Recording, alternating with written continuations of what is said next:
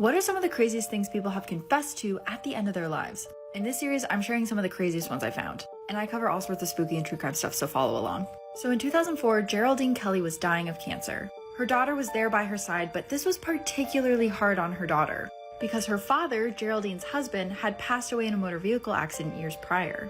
Or at least that's what Geraldine had told everyone. A few days before Geraldine passed away, she tells her daughter that she lied about how her husband died.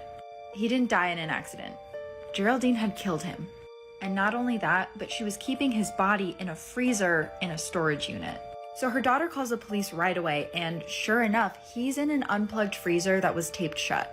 Geraldine claimed that she had been a victim of abuse, but she passed away a few days later along with any information she had on this case. Disturbing things that you should never look up on Google. 16-year-old Daniel Petrie and 12-year-old Gabriel Kuhn were two friends from Brazil who were both fans of an online role-playing game called Tibia. But on July 23, 2007, after Gabriel borrowed some in-game money from Daniel but was unable to pay it back, Daniel became absolutely furious. He stormed into Gabriel's room and proceeded to attack and rape him. After that, he strangled Gabriel with a wire until he fainted and went on to cut off his legs with a hacksaw. Gabriel regained consciousness and screamed in pain, but Daniel just kept cutting. The autopsy revealed that Gabriel was alive while his legs were being cut off, but soon died after due to blood loss and pain. Daniel was later sent off to a juvenile offender and served just 3 years in prison. This video is one reason why you need to make sure you are so hypervigilant. This woman and her son were just trying to get inside the house, and look what her Ring camera caught.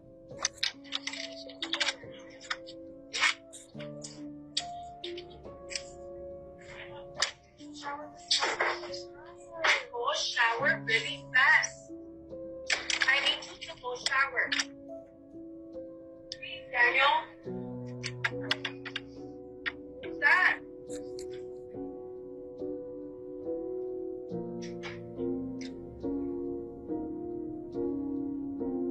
Who is that? Get out of here!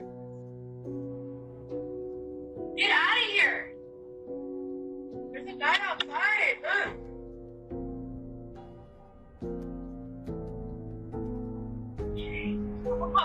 This abandoned asylum housed one of the most criminally insane serial killers in New England. Welcome to Connecticut Valley Hospital in Middletown, Connecticut. Opened in 1868, this was originally called the Connecticut General Hospital for the Insane. At its peak, the hospital housed 3,200 patients. Many patients here were subjected to extreme abuse and neglect, such as patients ingesting batteries, razors, and paper clips. One patient inserted pens into himself. But we're here to talk about murderer Amy Archer Gilligan. She was a nursing home proprietor and serial killer from Windsor, Connecticut. In 1919, she was charged guilty of murdering at least 5 people by poisoning them. One of her victims was her second husband, Michael. The others were residents of her nursing home. Studies and newfound evidence shows that she may have killed up to 60 people for life insurance money. She remained here until her death in 1962. This footage shows a man named Luca Magnotta auditioning for a reality TV show years before he would publish 2 dark videos that would shock the internet forever. The first was uploaded in 2010 with the title, One Boy, 2 Kittens, showing a man petting his 2 cats while playing Christmas music in the background. Later in the video, Luca, who doesn't show his face, can be seen suffocating the animals in a plastic bag using a vacuum cleaner. Viewers were deeply disturbed, and people spent months trying to track down the user who uploaded the video. However, Luca remained anonymous for 2 years until May 25th, 2012.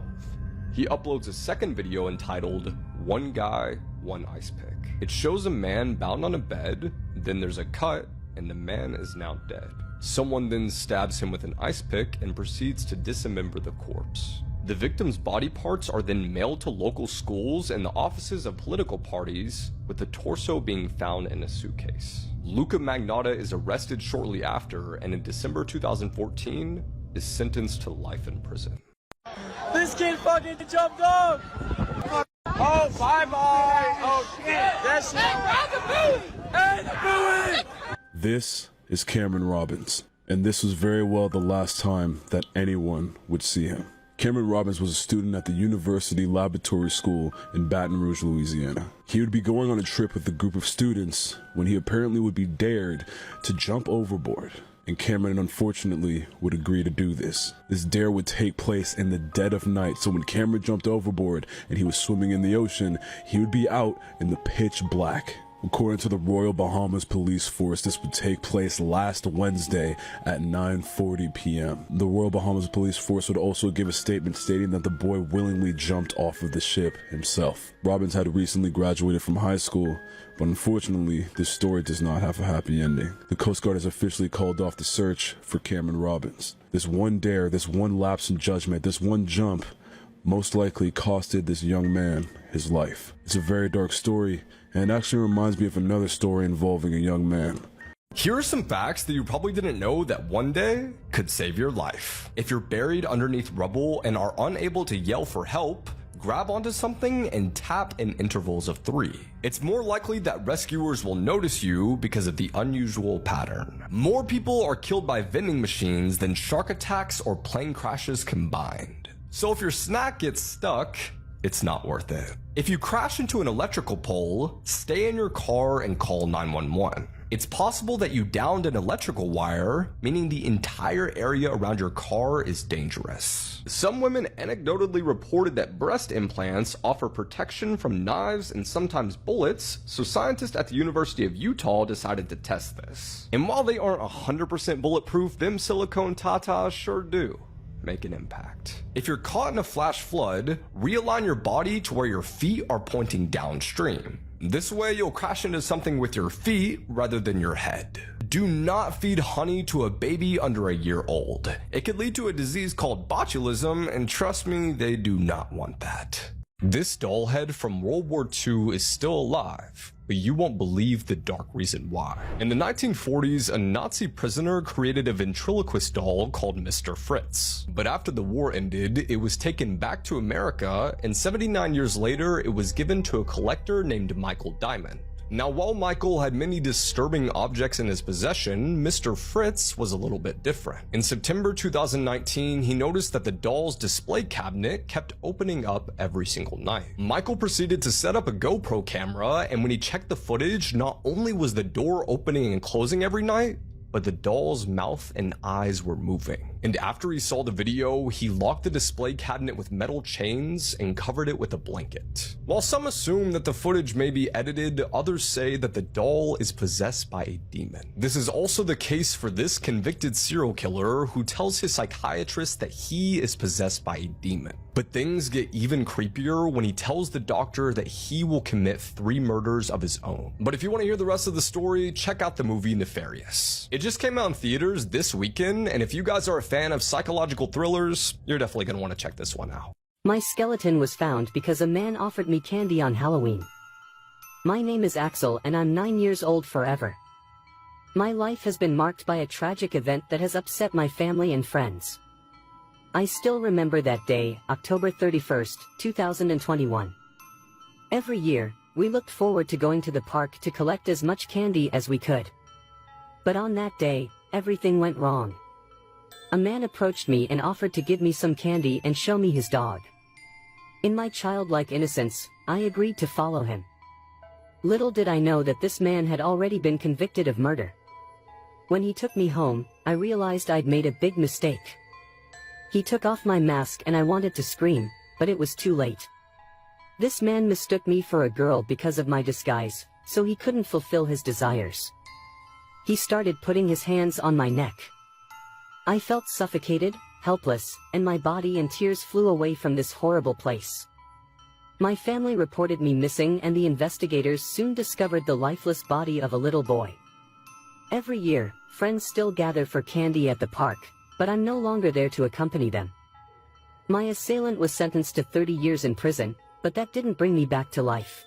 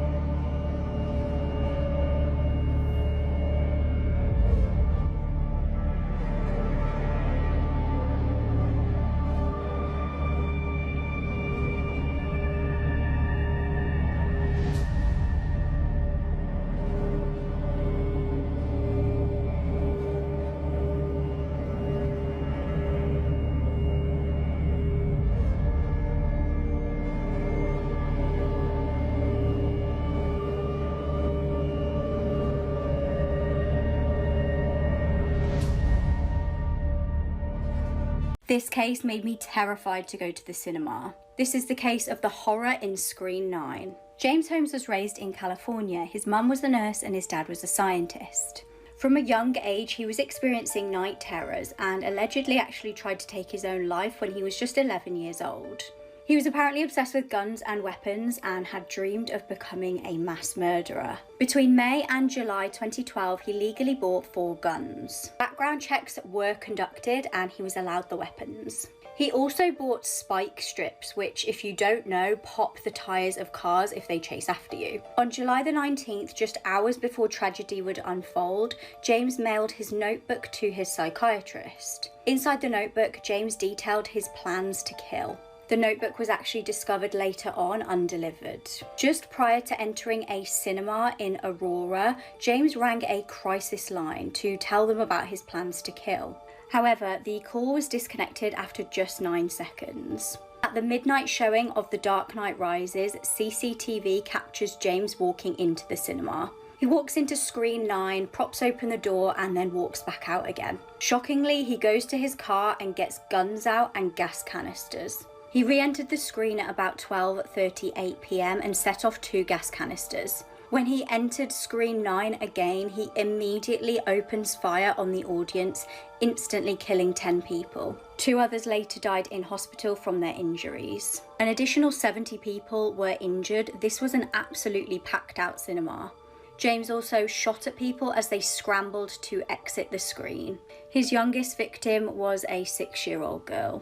Witnesses said this all unfolded as there was actually a gunfight on the screen, and initially they all thought it was special effects and just part of the film. Police were actually on the scene very quickly after the first 911 call. James surrendered to the police and was arrested in the car park. He was apparently very calm when he was arrested and told police that he had booby-trapped his apartment. When police investigated his apartment, this was found out to be true. He was sentenced to 12 consecutive life sentences. This is Albert Fish, the worst pedophile in American history. Oh yeah, and he was also a serial killer and a cannibal. So after torturing and murdering a number of young children, including Francis McDonald pictured right here, Albert Fish needed to escalate even further in his mind. He was allegedly experiencing psychosis, and he would later tell investigators that he was being told by God that he needed to kill and torture these young kids. And this is what leads us to Grace Budd. So initially, the Budd family had placed a wanted ad in the New York City newspapers that claimed that their son, Edward, wanted a position working out in the country. Albert Fish decided that this was another opportunity to grab another victim, so he paid the Budd family a visit. He would claim later on that he intended on mutilating, torturing, and killing Edward Budd, but when he went to the family's home, he was instead greeted by young 10-year-old Grace. So this is just horrible. This is Grace Budd. Albert was good with talking with people, so when he went to the family's home, he talked to the parents and everything, and then he told them that he had to go visit his niece for her birthday party later that day. And he invited young Grace to come along with him, and shockingly, the family said, yes, take her with you. But obviously, there was no birthday party, and Albert Fish took Grace Budd to this eerie old house known as Wisteria Cottage, and it was there where he tortured, murdered, and literally consumed her. So after he was done with Grace Budd, Albert Fish went home, and then he actually wrote a letter to the Budd family describing exactly what he had done to their daughter, and it is one of the most disturbing things that I've ever read in my life. I'm going to post an entire TikTok of the letter.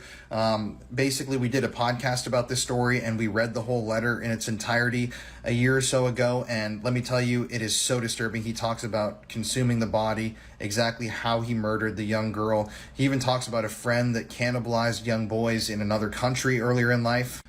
It's one of the most disturbing things that you will ever read, but I'm going to post another TikTok with that entire audio in it. But that letter would prove to be Albert Fish's downfall. Now, the police were able to trace that letter. They interviewed people, and they determined that Albert Fish was the person who sent the letter. And so they arrested him, brought him in, and that's what blew this whole case open. After his arrest, they also discovered that Albert Fish had murdered another young boy. On February 11th, 1927, 3 young boys were playing in an apartment complex in Brooklyn, and one of them seemingly vanished into thin air. When they asked the other children what had happened to the other young boy, they replied that the boogeyman had taken them.